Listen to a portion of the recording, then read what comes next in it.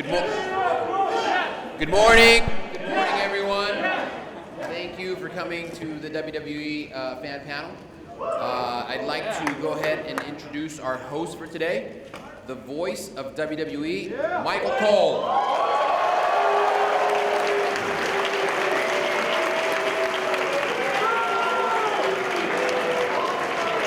Guys, listen, if we're going to do this right, let's do this again, because I didn't get booed enough. The voice of WWE, Michael Cole. Thank you.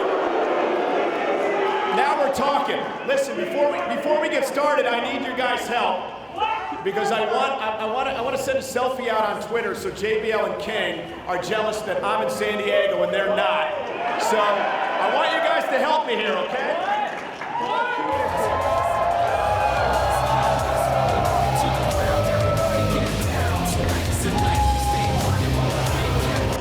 Thank you guys very much. There is one coal miner here today, right? Listen, I'm so excited to be here today for this event. Of course, it's the WWE Mattel panel. We're going to talk about action figures today, and we got some very special guests. Daniel Bryan is here today.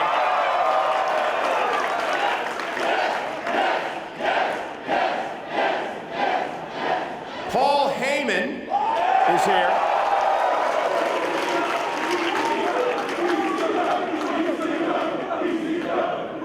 And the immortal Hulk Hogan. We also have a surprise for you all. For the very first time, we are going to unveil an action figure that has never ever been a part of the WWE Mattel line before, and you're going to see that a little bit later on in the event today. But before we get started, I want to introduce to you guys some talented designers from Mattel that make this all possible. Please welcome Mitchell Cameron and Bill Miekina.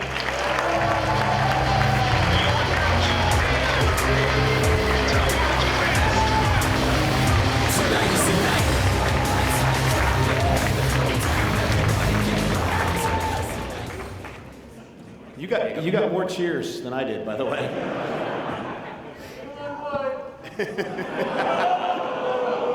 Thanks.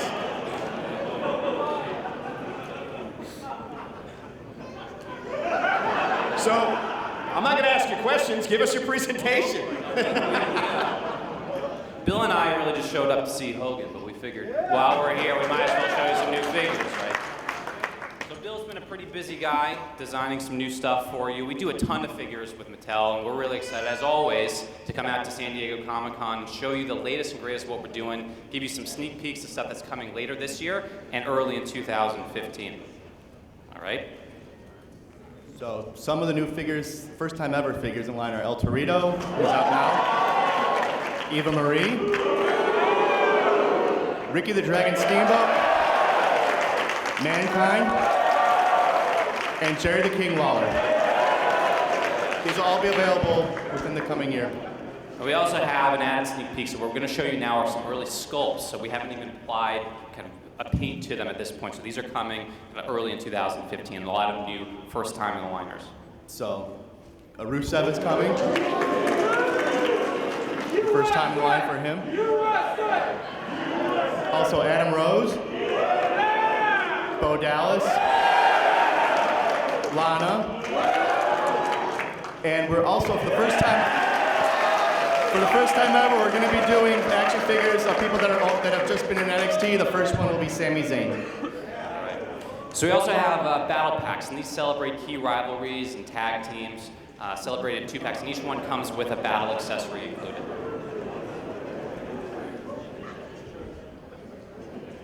So there'll be a Daniel Bryan and Triple H, Authority version of Triple H, and New Age Outlaws.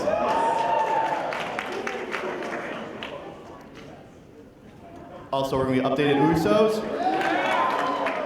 And this one's in the case right now. It's John Cena and the Ultimate Warrior.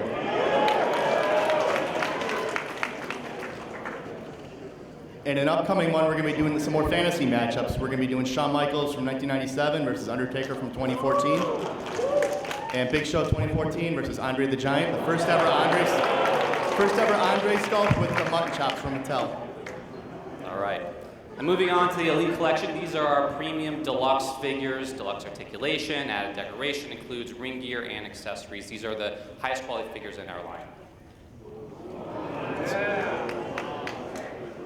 So, we will be doing Batista. In blue. Roman Reigns. And Cesaro with the Andre the Giant Memorial Trophy.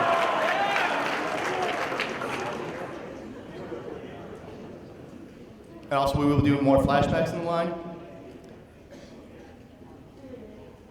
We'll including X-Pac and the Junkyard Dog.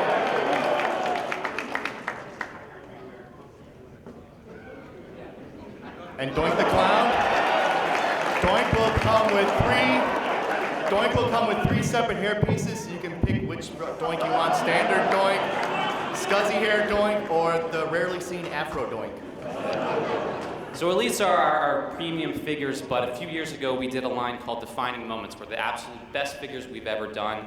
We've heard your feedback. In 2015, we're bringing them back with 4 special Defining Moments figures throughout the year, tied to the major WWE events, starting with Royal Rumble, WrestleMania, SummerSlam, and Survivor Series.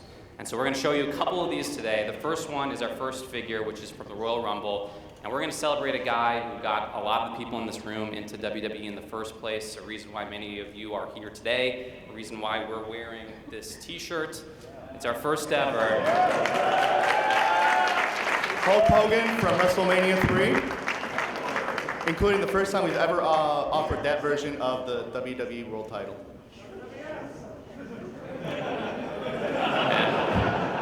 And we'll show you our WrestleMania Defining Moments figure, another first time in line figure that you guys have been asking for a long time. Razor Ramon will make his Mattel debut. Yeah. So that's it. Make sure you swing by the Mattel booth over the next few days. We're showing a lot more in the booth. All the figures that we showed today will be represented in our case, so please come by and ask us questions. Other things we didn't show here will be in the booth. I have a question. Why have you guys never made the Michael Cole action figure in the orange singlet? It hasn't been on TV in a while. So. Well, a couple of years ago, it was a WrestleMania match in my little orange thing. It was hard to replicate all those tattoos. I do want to thank all you guys, by the way, for voting that match the 186th best in WrestleMania history. So thank you for that. Ladies and gentlemen, big thank you now to Mitchell and Bill. Thanks a lot, guys.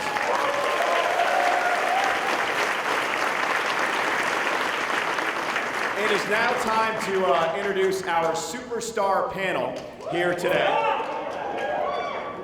Our first guest is a man who defeated 3 of the greatest superstars in the history of WWE on one night in New Orleans at WrestleMania 30. He went on to become the WWE World Heavyweight Champion. Ladies and gentlemen, Daniel Bryan.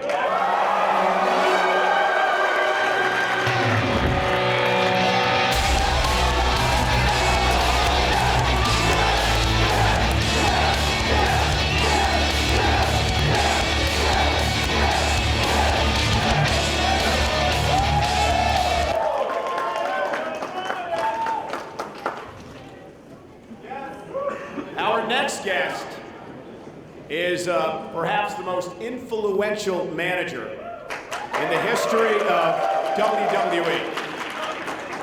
Well, he of course created that as well. He is...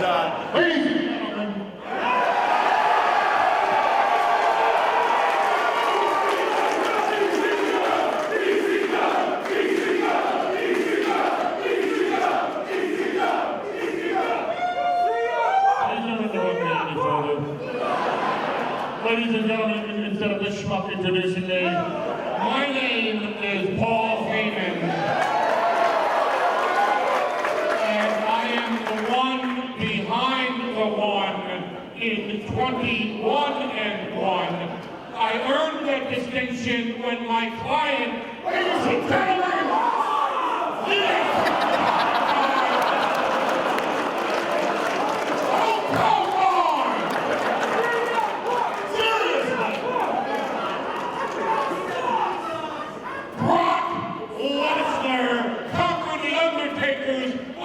Undefeated streak at WrestleMania.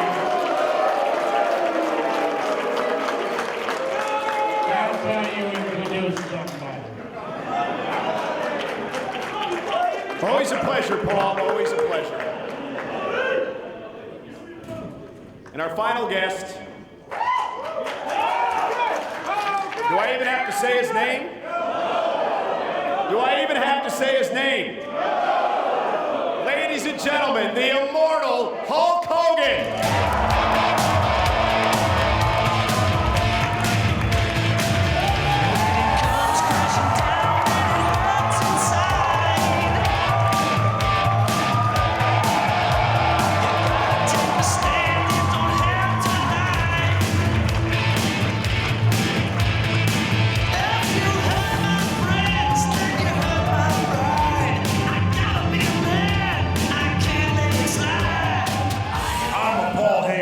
Too, brother.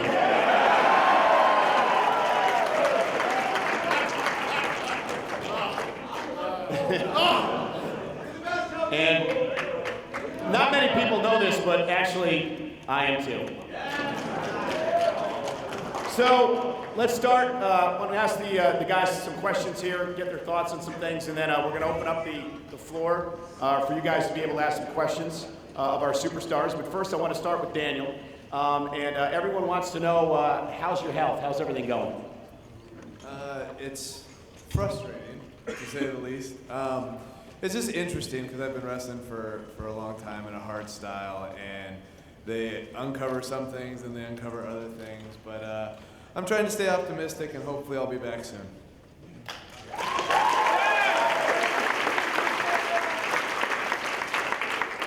Paul, there's probably not many people in the world that love you more than you do, but tell us what it's like being a television personality to see your likeness on a shelf in the form of an action figure. It all depends actually on the percentage of the royalties that I get to negotiate. We had a 2-pack with me and Brock Lesnar last year, which was great because I got a royalty on my own and, of course, a percentage of my clients. So, it's all about the shekels in the Heyman household, and I would like $3 or $4 action figures to come out this year because it's just more of a royalty for Paul Heyman. Hulk, tell us how things have changed when it comes to action figures from back in the rock and wrestling era in the 1980s to today. I mean, an amazing transformation, right? Well, brother, when we first had the action figures, I don't know if you remember or not, but the old LJN dolls. Yeah. They were rock hard, and if you played with them, you'd get hurt. They were stiff. And then we went to the San Francisco toy maker dolls, which they put the same head on all the bodies. So everybody looked the same except for the head. And then I think we had Jack Specifics and several dolls. But now, with Mattel, this is the real deal, brother. I mean, these dolls are just perfect. So there's a lot of changes, over all the years, but it's really cool to see that Hulk Hogan doll still around, brother. Man. Mitchell, it's interesting the way that you actually create these action figures. You have to get these superstars in. Could you just take us through that process a little bit about how that works? Yeah, I mean, we get them on the road, and we sit down, and Bill can chime in on here, and we have some pretty advanced technology where we can scan their face, because we know that people want absolute authenticity when it comes to action figures. So these are as faithful a recreation of these real-life guys as possible. Yes, Paul? No, yes is his gimmick. Daniel, you grew up a fan. Did you collect action figures? No. Well, I guess that was probably the wrong question. You don't even own a television. But. Well, actually, Ray and I recently got cable, and it's the first time I've had cable since I was probably 15 years old. So, congratulations to me. Paul, in your upcoming DVD, My Name is Paul Heyman. No, my name is Paul Heyman. You've managed some of the greats, of course, from Stunning, Steve Austin in WCW to, of course, Brock Lesnar here today in WWE. Hulk alluded to it when he started the panel here today. What does it take to be a Paul Heyman guy? I humbly suggest that to be a Paul Heyman guy, it takes absolute devotion and subservient to my brilliance. You know, I mean, it's you know, listen, for all, I mean, I could be out here tonight and today. It's so late in New York and it's such a long flight. Why are people up so early in the morning? Wait, brother, you know, I don't know about this subservient to your brilliance. Number one, Jimmy Hart's my manager. But I was just showing you some mutual respect for being, you know, one of the outlaws, which I really respect. I've been praised by Hulk Hogan. And I'll give you the shell exterior of me right now going, yeah, okay, I've been praised by Hulk. And inside, a little kid of me is going, oh boy, I've been praised by Hulk Hogan. So I'm ignoring the rest of your question. Thank you very much. Hulk, back in April in New Orleans, you kicked off one of the most memorable WrestleManias ever. Yeah, the Silver Dome. Can I? Go ahead. You know, I tried to blame Stephanie McMahon. I did. What did she say when you did? Well, I was in the UK, you know, on a tour with the WWE, and we had a press conference, Stephanie and I, you know, a bunch of media. And they started asking me about it, and I blamed her. I said, right before WrestleMania, usually you go to the go position 5 minutes ahead of time, and since, you know, it's my first time back, and they didn't know what I was up to, you know, they said, well, Hulk, you need to go 20 minutes early. So I was at the go position. And all of a sudden, they drug me away, and they said, there's a press conference. And I tagged with Stephanie, who was getting her makeup done. You know, she couldn't make it. So they said, well, what about the Andre the Giant Battle Royal? What was he really like? What was it like picking him up? What kind of guy was he?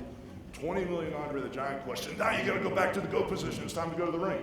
So I blamed Stephanie for me being an idiot and saying it's over now. And I guess she goes, oh, you tried to put that heat on me, and I did. But I still blame Stephanie for that Silver Dome. But so with the Silver Dome aside, you were in the Superdome in the ring at the same time. I thought it was the Sky Dome. Brother, the Tokyo Dome. Hey, you had a great match there as well. You've had a great match in all the domes, actually. We sold them all out, brother.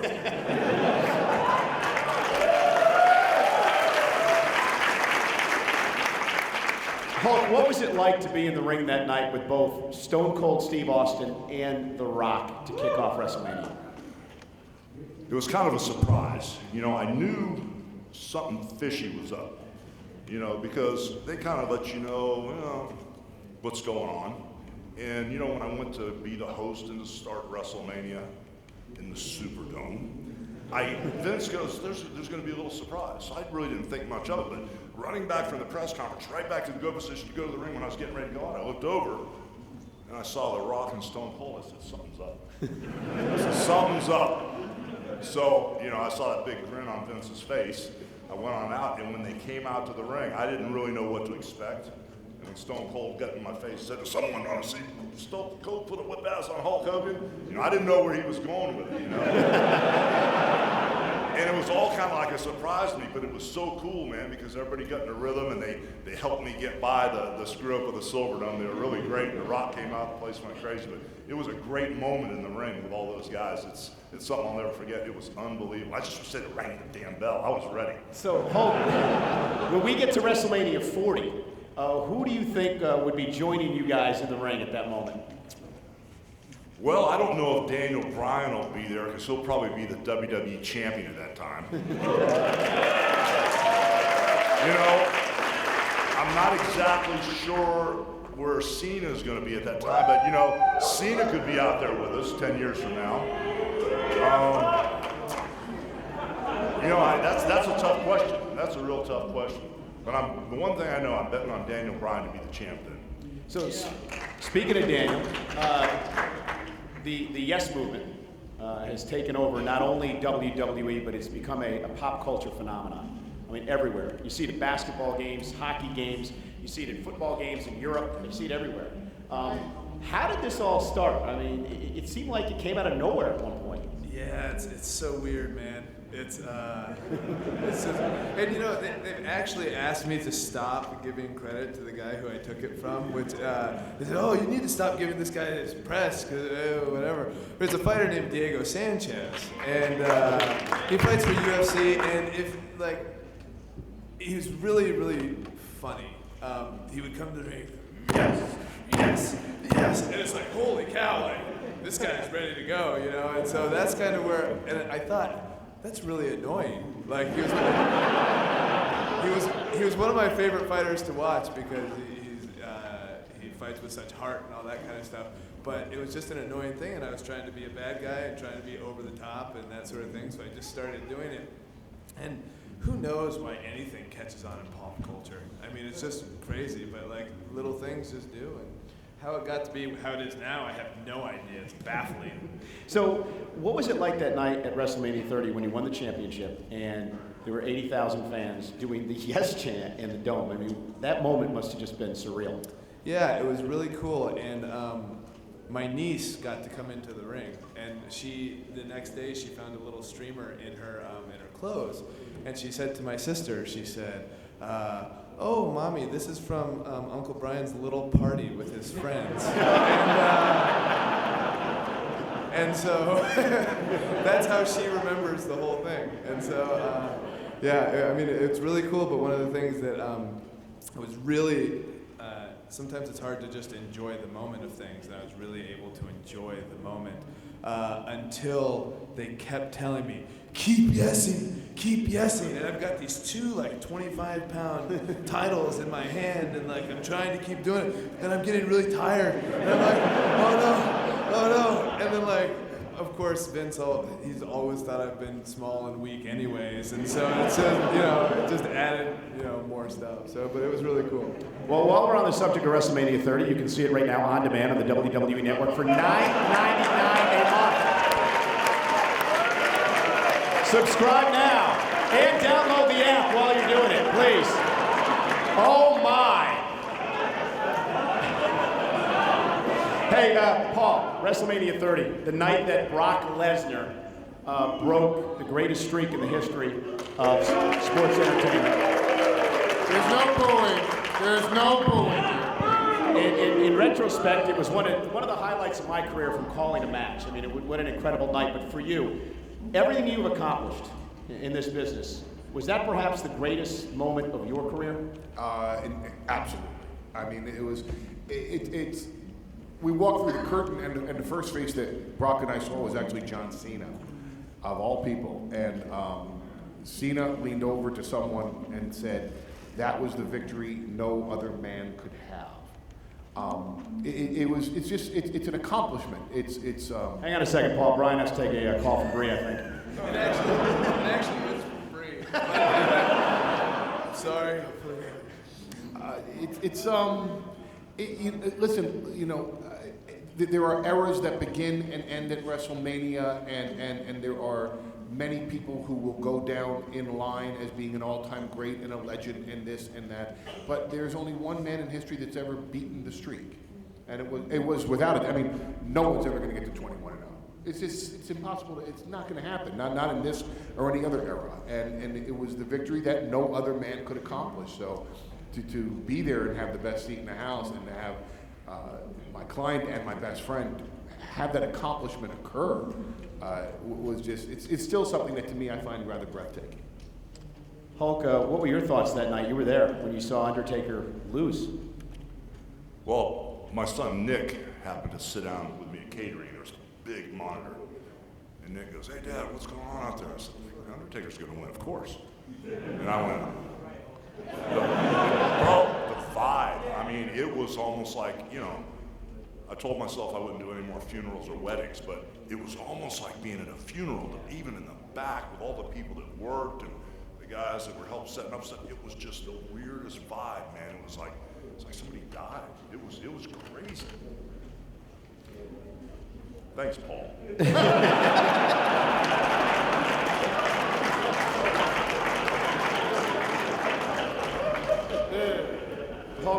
Hulk, I want to talk briefly about, and again, another shameless WWE Network plug, as you can see on the WWE Monday Night Wars. Hulk, when you went to the dark side, when you joined NWO, it created a seismic shift in the battle between WWE and WCW. Tell us how that came about. I mean, why did you do this? Well, you heard him, bro. This is for life, right? Everybody knows there's a little edge to Hulk Hogan somewhere, you know. It's all about energy. It's all about energy, like I was saying, you know, and it's either you get around the business, you get in the back, and there's this momentum thing that's real positive, or sometimes it flattens out, or sometimes kind of like, almost like now, with the authority creating so much chaos, the energy in the back is so negative, and they're always trying to put down people like Bryan and going after Roman Reigns. There's just crazy energy, so it was kind of like a timing thing. When I went Hollywood, and I went Hollywood for life, it was an energy thing. It was just a vibe, the way it felt. It's kind of like the way it is right now. Kind of like Bryan and Roman Reigns might need Hollywood to come back and help them out. You know, 'cause I bucked the authority, okay? I ran head to head against the McMahons. I know what it's like to go with the authority, so it's just an energy thing. It feels just kind of like it does now. The same type of energy. We're going to get to fans' questions in just a few moments, but of course, just a couple of weeks away, I think it's 3 weeks now from SummerSlam, just north in Los Angeles at the Staples Center for the 6th straight year. You can see that on the WWE Network. Paul, you and I were actually talking about this in the car on the way over here today about the match between Cena and Brock Lesnar and what we can expect out of this match. And we were talking about Extreme Rules a couple of years ago when Cena and Brock met for the first time in that era. And for me, one of the top 5 matches that I'd ever called in my career. It was absolutely phenomenal from a story standpoint, to the physicality of it, to the battle that Cena had to climb up the hill, to what Lesnar did to him. What do you expect this time around, Paul? Well, here's a piece of information that not a lot of people know. When Brock Lesnar came back to WWE and he had his first match back against John Cena, Brock was still suffering the effects of diverticulitis, which is what ended his UFC career. So whatever you think of sports entertainment, here's a blunt fact. You've never seen Brock Lesnar at 100% health against John Cena, and at SummerSlam, you will have that opportunity. So what you can expect from SummerSlam is this. If Hulk Hogan has a vision to open WrestleMania 40 with John Cena, he could move that timetable up to WrestleMania 31 because after SummerSlam, John Cena is going to be wide open for non-physical appearances.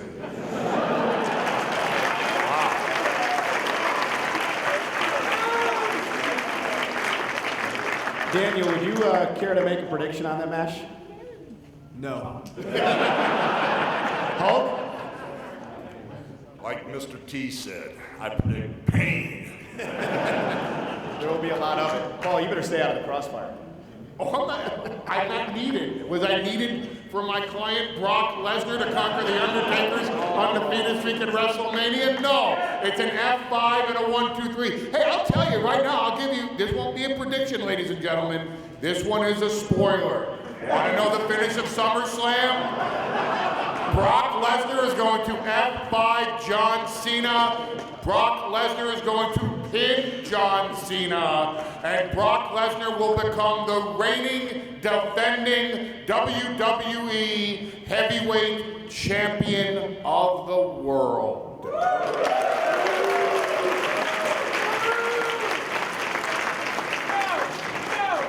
Be no surprise that I beg to differ, but nonetheless. We're going to take questions now from the WWE fans that are here today, and they've lined up. So one at a time, one question each, guys. Try to keep them brief, and then direct them to the member of the panel you want to talk to. Before I get into my question, I've been to a lot of wrestling shows, SummerSlam, WrestleMania, but my all-time favorite was in 2000 when a federation I used to watch on the Nashville network came to LA for Heatwave 2000. Yes! And that was my all-time favorite show, and I thank you for that memory, Paul Heyman.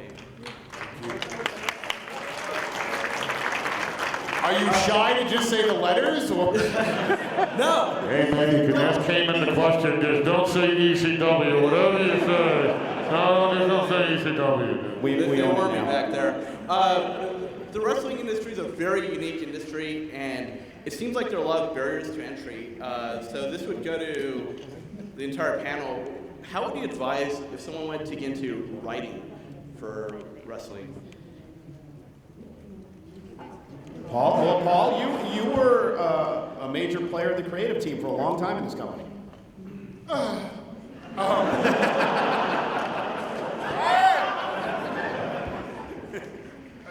I would get advanced psychotherapy. I would learn how not to upset Vince McMahon on a daily basis. The way to become a writer in this industry is honestly to send in samples of your work and demonstrate the ability to go in as many different directions as you possibly can. And as with anybody else with a dream, I would advise you, don't take no for an answer. If that's what you want to do, push, cajole, be the actor who delivers a pizza to the casting director with an 8x10 taped to the pizza box. Get in any way you can. Get noticed, get in any way that you can, and once you're in, hold on to it for dear life. You can jump in the ring with Brock Lesnar with your resume and your sock, brother, and I guarantee you we'll notice you. Thank you. Next question. Cool. All right. I'm still tripping out that I'm in the same room with Hulk Hogan. I don't know about y'all, but I'm like, what? What's happening right now? All right. Hey, so I have a question about the WWE Network, which, if you guys haven't heard, is only $10 a month, right? No, it isn't. No, it isn't. It's $9.99. All right. So, me and my brothers have been wondering, because I know this might be, I guess, to Daniel Bryan mostly. You guys get paid per pay-per-view. I guess you get some royalties for that, for appearances. How does that work with the WWE Network? I'm just very, very curious about it. Yeah. You know? I don't think anybody knows how that works with it. It's a new system, and it's a wrestling.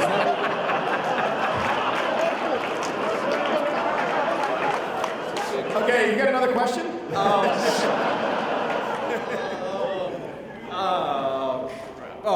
Okay, yeah, Paul Heyman. Did you write these down in your phone before you came up here? Okay, check it out. I was texting my brothers and they texted me all these questions, so I might as well ask this. Okay, you got one more, so stupid one. Michael Cole, does Jerry Lawler smell like strippers?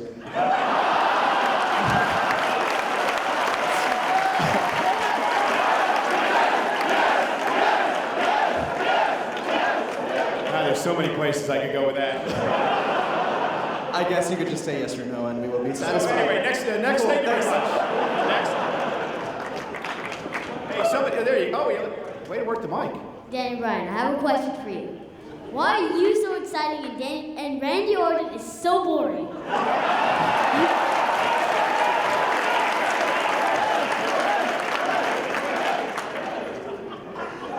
I don't know.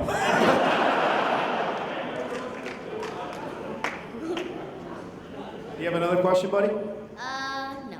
Okay.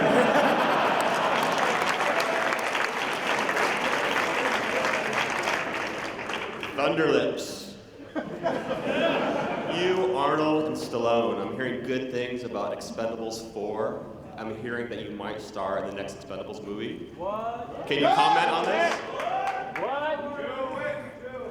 I'm going to give you my number. Make sure they call me. I haven't heard a word. You have a word? Right, thanks. That's it. Well, I, for one, am actually pretty starstruck to be in the same room as Daniel Bryan. Dude, you are the man. And my question is for you and Paul Heyman. There's been a lot of buzz about the recent signing of Kenta from Japan. So I was wondering, will either you two gentlemen be able to work with him as a competitor or as possibly a future Paul Heyman guy? For those of you who don't know who Kenta is, dude's awesome, man. He's probably one of my favorite matches of my career. It was against Kenta in 2006 from a company called Ring of Honor, and he's just. It's interesting because they asked me for .com about the comparisons between Sin Cara and Kenta because they're similar, huge name signings. Sin Cara was a huge star in Mexico and one of the biggest draws in the world when he got signed by WWE. And one of the things about Kenta is that, so with Sin Cara, with Lucha, it's a very technical, weird thing that everybody kind of has to be able to know how to do. Kenta, he'll just come in and kick you really hard. And like, the kid that just asked me the question as far as why is Randy Orton boring and why am I excited, part of the question, part of the answer may be because I kick people really hard. And Kenta kicks people way harder than me, and I actually can't hear out of my left ear because Kenta ruptured my eardrum in 2007. So you have lots of ruptured eardrums and hard kicks to look forward to when he comes in, and it's going to be a lot of fun, I think, for everybody involved. Paul, Hulk, make a way tonight. Well, Hulk actually is the one that signed Kenta in Japan. Thank you.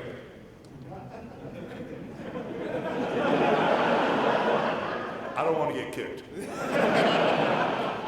That was a big night though over there, wasn't it? It was huge, bro. When he came out, I mean, there was electricity in the building, but when he came out, it made me realize how big of a star he was. It was really unbelievable. And you'll be able to see him soon at NXT on the WWE Network. I've been waiting my whole life to see you, Hulkster. Can I get an NWO handshake?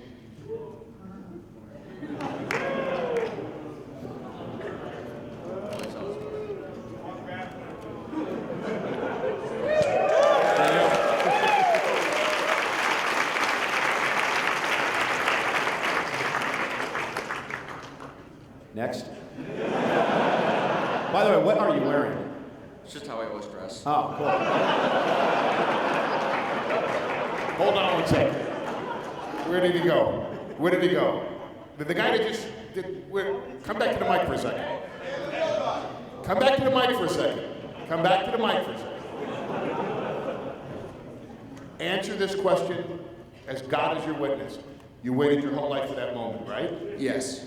Wasn't it worth it? Yes. Ain't he the man? He's the God. Thank you.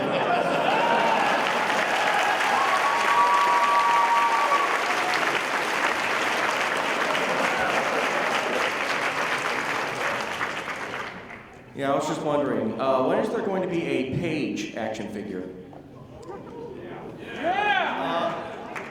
I get to decide who's in the line, and I'm a big fan. There you go. Next. This is for Hogan. I grew up watching you, and not everyone can come up here and like talk on the mic, so I just want to say, on behalf of everyone, thank you for building wrestling like what it is today. And I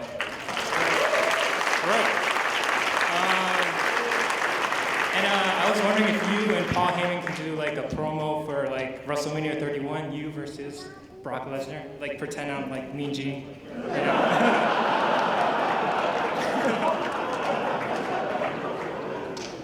Well, let me tell you something, Mean Gene. You know, I've watched Brock Lesnar all my life. I saw him in Minnesota when he was a little teeny holster, and when he comes to WrestleMania 31, I'm gonna take Brock Lesnar in one hand, Paul Heyman in the other. I'm gonna mix them up and turn them into broccoli, brother.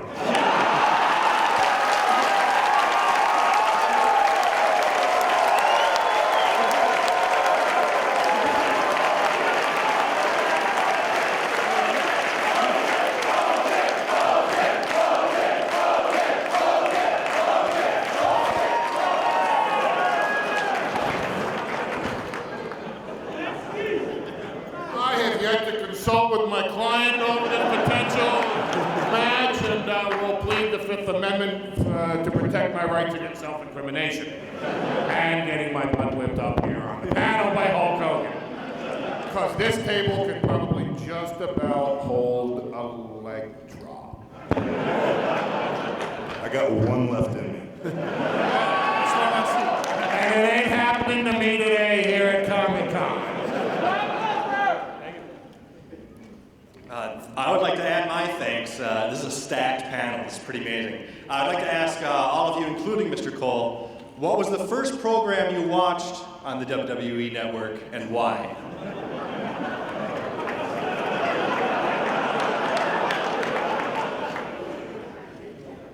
WrestleMania 30.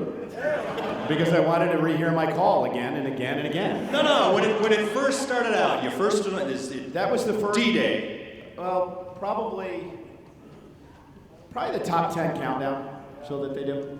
I watch that show religiously every week because they've done some interviews with me for it, so I'm always curious to see if they're going to use me, but they never do. So.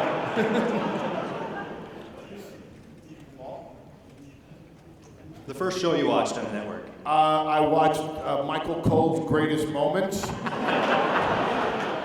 What did you do with the other 23 hours of your day? And 59 Because minutes? I knew the show would be the length of a commercial. And it was. Well, for a little perspective, I watched the '92 Royal Rumble. I'm looking for fun historical things that you immediately went to. I went and watched the whole NWO deal, brother. I forgot how crazy it was. I relived that whole era. The first thing I watched on the network. So my experience, I didn't really understand the technology of it. But it was, we were playing it in backstage, and Goldust was back there, and it had to have been like Beach Blast '92 or some sort of weird WCW thing. And he was wrestling in this really rotten match, and we were giving him crap about it. And that was the first thing that I saw on the network. Thanks, guys. Next. So first of all, like to all the stars on the panel, I was sitting ringside of WrestleMania 30, and I just wanted to say to all of y'all, thank you for putting on a very well done performance. It was probably being there at WrestleMania 30 was a great experience in my life. My first ever WrestleMania, probably the greatest one I've been at. So now my question to Paul Heyman. So Jerry Lawler may refer to you as the Walrus, forgive me for bringing that up, but so now we have the Weasel, Bobby the Brain Heenan, and would you compare yourself, you, the Walrus, Paul Heyman, to the Weasel, Bobby the Brain Heenan, as being like one of the greatest managers in the history of the company? Bobby Heenan was a manager, Lou Albano was a manager, Grand Wizard was a manager, Freddie Blassie was a manager, Jimmy Hart is the greatest manager, and he's right backstage being humble. And should come out here with a bow. Come on, Jimmy. Come on, let's go.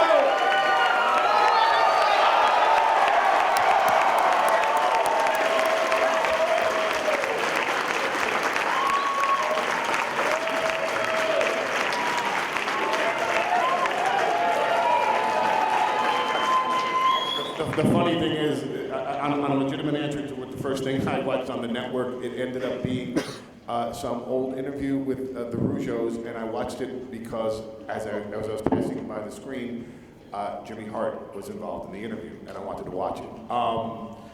With that being said, I'm not a manager, I'm an advocate. And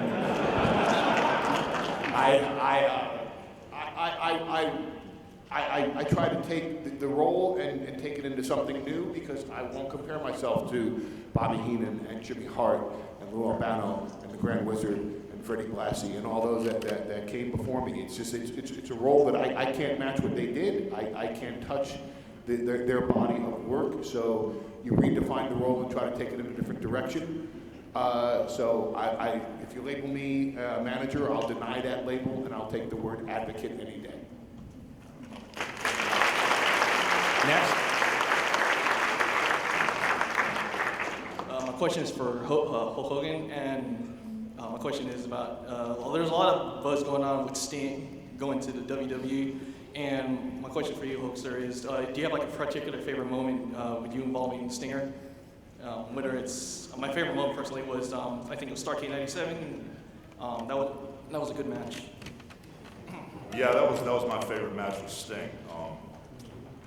Something about the guy, when you got in the ring with him, when I worked at TNA before, I told him probably once a week, you don't realize how great you really are. Sting's very humble. And for many, many years, I wanted Sting to come to the WWE, and it never happened. You know, because back during the Hulkamania days, I thought, oh my gosh, if he came here, the matches I could have, I could turn heel, we'd just tear the place down. He never would come. But Starrcade, when I finally got to wrestling, You know, that match you're talking about was my favorite match, but every time you got in the ring with this guy, all you had to do was look at him. And it was just magic. It was like instincts, like dancing or playing the guitar or something. It was nothing. You didn't have to talk about anything. I mean, it was there. And when you get in the ring with a guy, it's either really, really there, or it's kind of there, or it's not there. But with him, it was always, always there. And I just used to love to get in the ring with him. But the match you talked about was my favorite. Thank you. Next question. Just got a question for the Hulkster. Just want to let you know, Hulk, my son's right over there in the third row. He's been watching you since he was a kid, so he's been growing up watching you the whole time. 2 short questions. Number 1, The Miz is now copycatting his Hollywood gimmick. To me, it sounds more like a cheap knockoff. What is your perspective on it? And number 2, since you had the WrestleMania 18 with The Rock, if you had one more match to make the biggest headline of all time, who would it be? Well, this Miz thing's a little tough, bro. If Miz was to run straight into Hollywood Hogan, he'd tear his face off. You know, Hollywood Hogan was a straight up heel, brother, no doubt.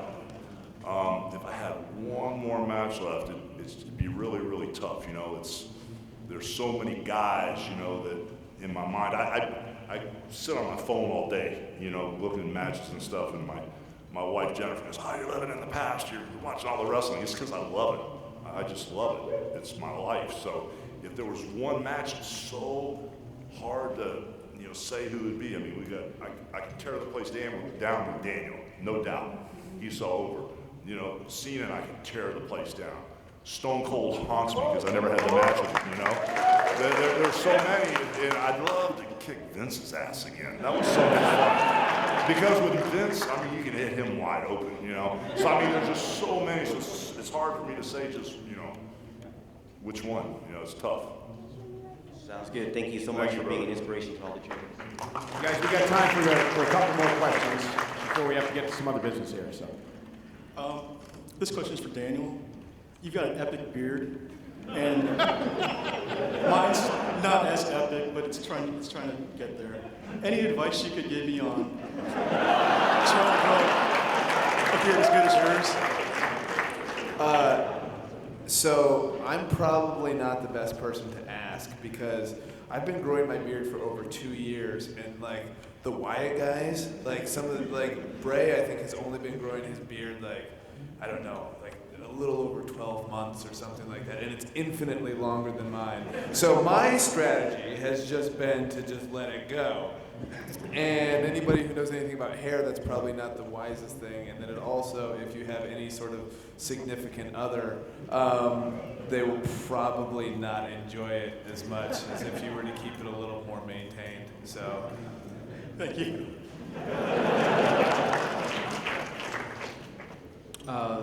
Hogan, bucket list to have met you, and this is pretty close, and I'm going to meet you downstairs, so very happy to be here. And also wanted to know, besides the Ultimate Warrior match, which other WWE match was your biggest highlight? Ah, man, those WrestleMania moments are hard to single out. You know, of course, Andre was huge, bro. But, you know, when I came back after the whole WCW thing, and I came back and everybody was just running wide open, and the talent had turned the dial up 20 million notches. And, you know, I got on the phone with Vince when I was coming back, and I'd been, you know, I was at war with the whole WWE at the time. I guess you could say we're trying to put them out of business, you know. So to come back and have Vince goes, well, you know, WrestleMania, you better bring it, you know. That match with The Rock really stands out because, you know, once we get that place rocking, the fans were so loyal because I wrestled so long in that town. And The Rock was sober, he was just getting ready to explode on the movie scene. It was an epic night, brother. Those fans were just torn, and it was just, electricity was awesome. So that match with The Rock is one for the books, man. Great. I love that match. Great match, thank you. And do you mind if may I have your name plaque right there? Brother, I need to get through the rest of the day with No. The one, oh, that's right there. Yeah, you can have that, man. You're good. Let me see it. You're good, brother. All right, guys, that's it for questions. Thank you. We got to move on to a couple more things here. Before we do that, I do want to thank our panel today. First off, an honor and privilege for me to be here today with all of you guys. This has been great. Secondly, you guys do a wonderful job with these action figures. Couldn't do it without you. Thank you very much. Paul Heyman, ladies and gentlemen, and this is a true story, God's honest truth. If it wasn't for Paul Heyman, I wouldn't be standing here today because he was my first mentor in this business. And if it wasn't for Paul, I wouldn't be calling WrestleMania matches and having that great opportunity that I have now in WWE. So I indeed am a Paul Heyman guy. So, Michael Cole is here because of me, and I just turned straight heel. Daniel Bryan, working with you has been awesome. You're responsible for that just ugly heel turn that I had there a couple of years ago, by the way, I remember. And Hulk, my hero. Thank you for joining us. It's been awesome. So once again, thanks to this panel here today. But don't go anywhere, guys. Don't go anywhere because before we wrap things up, we have a huge surprise addition to the Mattel line of action figures. It's one of the biggest names in our industry. Now at long last, you can bring him home. Ladies and gentlemen, WWE and Mattel are pleased to present the newest addition to this line for the first time ever. So we had talked about defining moments. We're starting off at Royal Rumble with Hogan, we go to WrestleMania with Razor Ramon, and for SummerSlam, we're very excited to bring to our line this match. Starcade 97 version of Sting.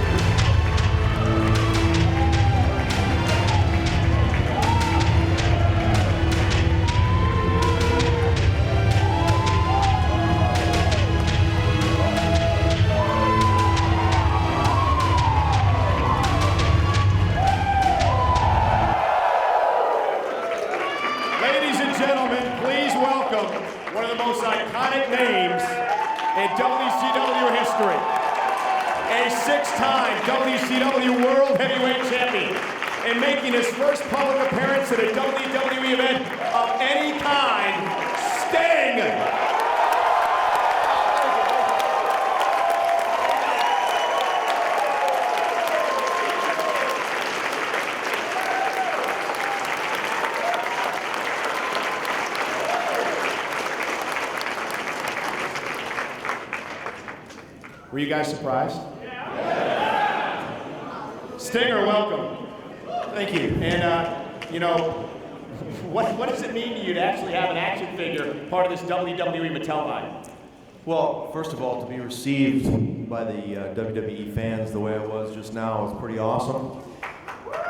It's an honor to be here with Hulkamania again, Paul Heyman, Daniel Bryan. It's awesome to be here with you too, Michael. And you know what? This is the very first of its kind, so it's real special to me, obviously. The very first WWE action figure, Sting action figure. It's huge. Do you ever think this event would come that you would be at a WWE event? You know what? I always thought that it would happen, but so many years have gone by that I was starting to wonder. So it's like Hulk just said. He said it's about time. Okay, I might as well ask the elephant in the room. When are you going to be in the ring with the WWE?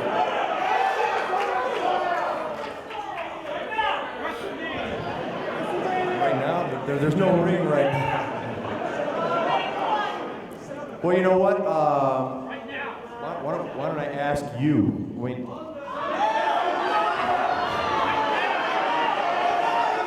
Should I go back in the ring?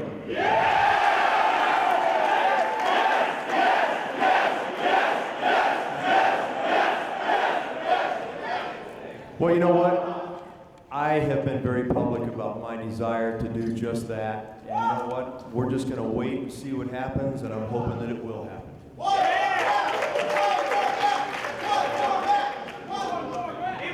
Hopefully we'll see it.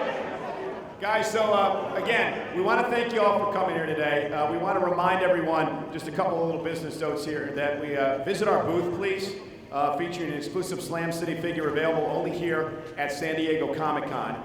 Today we're going to be spotlighting Slam City with plenty of fun giveaways. Plus we have an autograph signing featuring Hulkster and Daniel Bryan from 12 until 2 p.m. And tomorrow we'll be back with former Intercontinental Champion Big E signing autographs from 11 a.m. till noon. So once again, let's hear it for our panel.